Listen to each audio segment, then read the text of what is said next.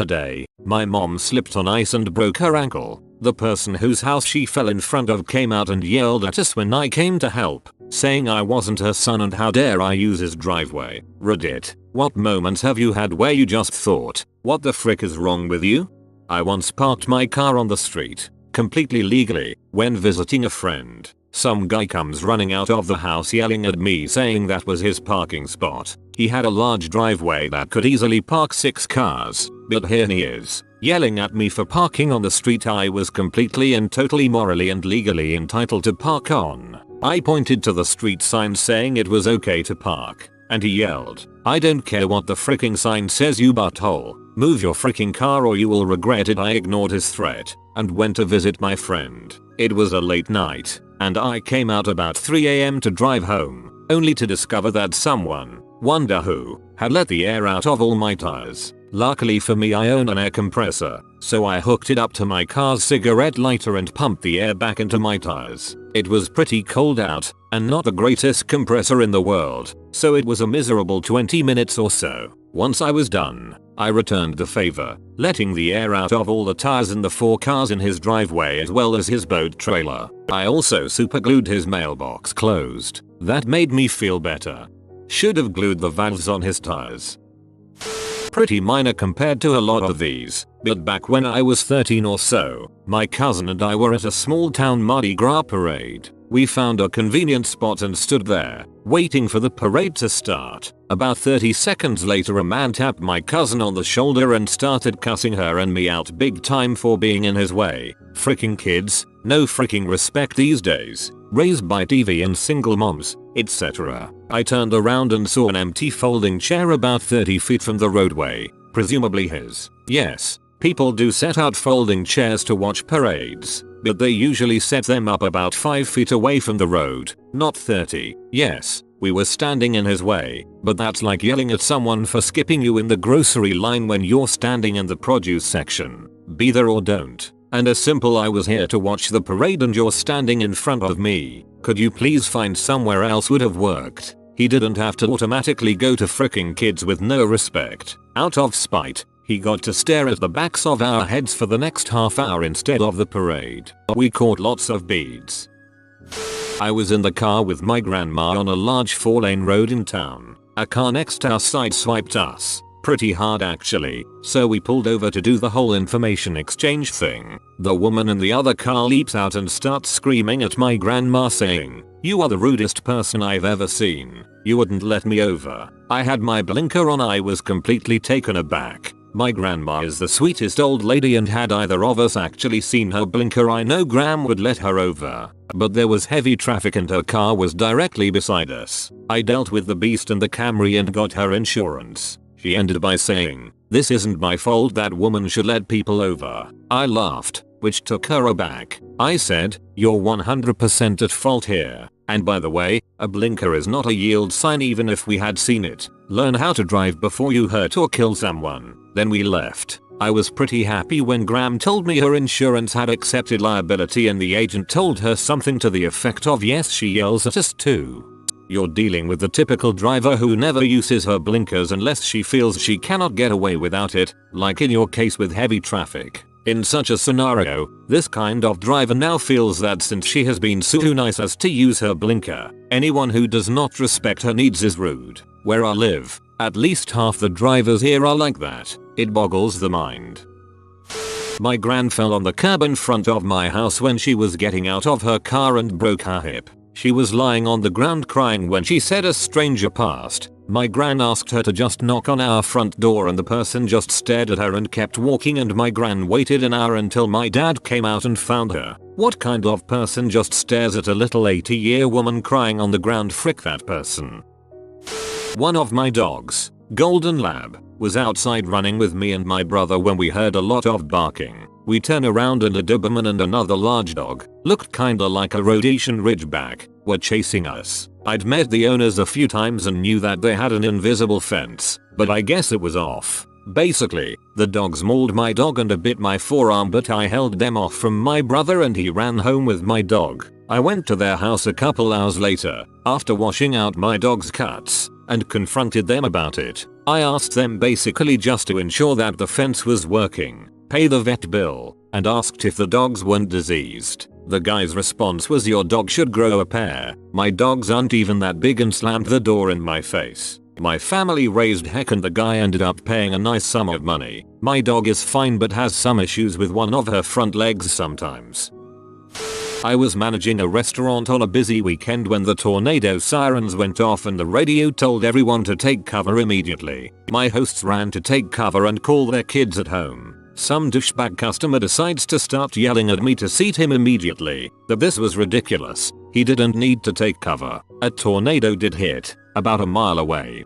I'm sorry, but I am terrified of tornadoes. Those are actually one of my top 3 fears. If I had been in your place, I would have probably screamed at him to take freaking cover, or else I'll knock him unconscious and make him take cover. I used to work in a record store, and during one of our busy moments of the day, a co-worker started to have a seizure up by the cash registers. I immediately stopped ringing up a customer to go help my co-worker and try to figure out what to do. About 2 minutes into me helping my co-worker, whom everyone could see was needing help, a customer asks if we could hurry up and check them out. I remarked that I'm sorry that I was busy helping someone that was having a seizure and they'd have to wait a couple minutes. Of course the customer gives me an angry, frustrated look and starts back talking. After I get the situation taken care of, I go to check the customer out and all they were trying to buy was a CD for 25 cents. Upon the customer leaving, they remarked that they would never come back because of the slow service. Bro, just wow. My friend got hit by a car at an intersection. The girl was speeding. After my friend literally flies over the car and lands on the pavement, the driver pulls over and starts to yell at my friend who got hit. She doesn't even take out her phone to call 911 or anything. She just goes on about how this is the second accident this month. Why weren't you looking? Do you know how much this will cost me? I was thinking, WTF lady, you just hit my friend with your car. Shut the frick up. You'd think it would flip a switch in her head, since it was the second accident that month. When I was 21, I got my first big kid job, so I decided to buy myself a new, used car since my clunker was awful. I got a beautiful Pontiac G6. I loved it. Exactly 3 weeks after I bought it, I had to go back to the dealership to sign some paperwork so I could lower my car payment. My mom came with me. I was driving back home, going about 35 miles per hour, minding my own business, and this old man in a Chevy Avalanche, about 80 years old, pulled out of a parking lot right in front of me. Had he floored it, I would have barely missed him if I slammed on my brakes. However, he stopped to make sure nobody was coming from the other direction. I slam on my brakes, blare my horn, then T-bone his truck. The front end of my car was barely there, fluids leaking all over, airbags all in my face. My mom and I both got hurt, and this jackass decides to get out of his truck and start screaming at me, asking me why I hit his car, what is wrong with me, etc. I looked like I was all of 16 at the time, so I'm sure he thought he was right in his old brain of his. He kept physically coming toward me, swearing at me,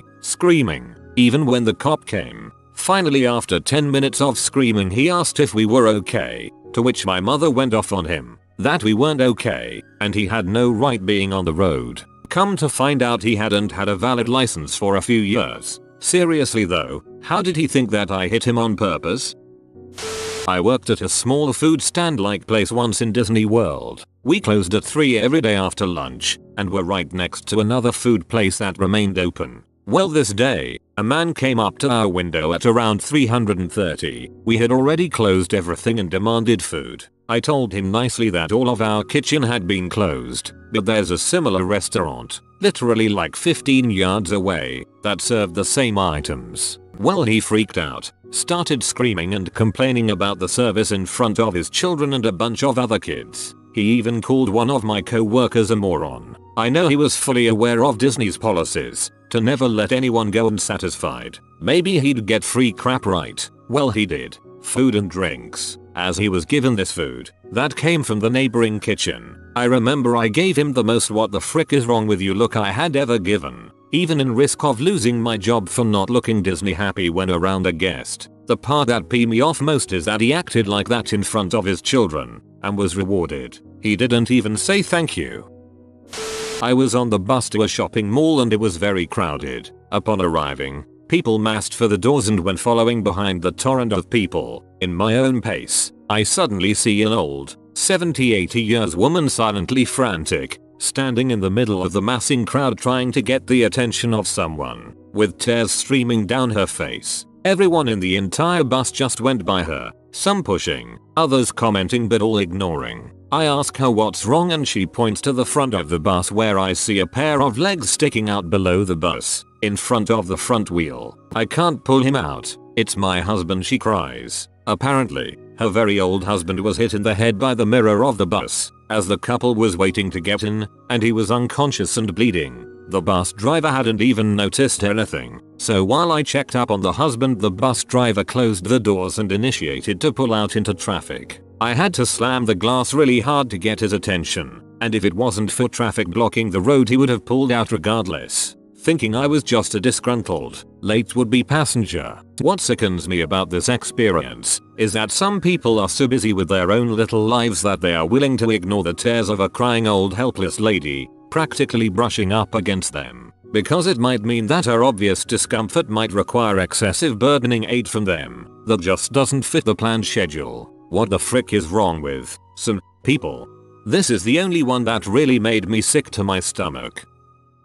For a while I worked at a gas station, and most of the time I had to sit in a small building and just watch what went on outside. I was doing a bit of paperwork one day when I saw movement out of the corner of my eye. One customer was waving frantically to me, the pump hose in one hand, with no nozzle, and gas spraying everywhere. I slammed the emergency stop button, and alarms started going off everywhere. I ran outside with the absorption powder to try to get this massive spill under control, and at the same time, I was trying to explain to the people that were coming up to me why the pumps weren't working. At this point I was a bit unconcerned with customer service. My number one priority was to get this dangerous spill under control. The guy who broke the nozzle felt it was a good time to come up to me and tell me I need a refund for all that gas. You know, I understood that because the gasoline was shooting out onto the ground instead of his tank, he would eventually need his money back. But while the gasoline is still on the ground, and I'm desperately trying to clean it up so that nobody gets hurt, that is not the right time to demand a refund. Fortunately my manager came out. He had to call the fire department and tell them not to come, and he dealt with this guy and all the people that felt the need to tell me that they were in a hurry and when would the pumps come back on. Was on vacation in Winnipeg. Go for a Slurpee at the strip mall. Notice a car in the parking lot that just pulled up is leaking fluid. Fluid catches fire. Go into a store to get a fire extinguisher. Nope, don't have one. Next store, a restaurant with a specific oil fire extinguisher. Nope, what if we need it? Even though they have two. Into the grocery store. Nope, not our problem. What could have been a very simple fix, or at least attempt, turned into the car becoming a giant melted slag heap. Cars around it damaged, light pole destroyed, storefronts damaged, asphalt melted, etc. Pretty similar story. I was about 11, riding my bike that had, unknown to me, some pretty serious mechanical faults with the handlebars. I'm going towards a little bump in the curb, crossing the street, so I pull up a little, and suddenly the whole array comes off the frame, so I land in this tangle with my bike, half on the road. I'm pretty badly knocked and scraped up, and hey, I was 11, so I'm not exactly together, screaming and crying for my mother, etc. Some woman, all business suited, the only person in the vicinity, comes strutting by in these big tall heels, stops, leans over me, and goes shh, and walks off. I mean, who the frick does that? On my wife's 30th birthday, my mother sent her a happy birthday card in the morning. About an hour later my wife finds out her grandmother had passed away. She, of course, wasn't in the best of moods after that, so decided just to be alone for a couple of hours. Meanwhile, my mother composed an email to my wife several pages long going on about how rude my wife was for not thanking her for the e-card and how she's always been ungrateful and uncaring towards her. My wife called her and calmly informed my mom of why she hadn't replied to her e-card the very instant she got it, and my mom decides to get angry at me for not calling her right away to tell her not to get angry at my wife. When my mom confronted me about it, I only said, if you don't want to put your foot in your mouth, don't open it. You're a good husband.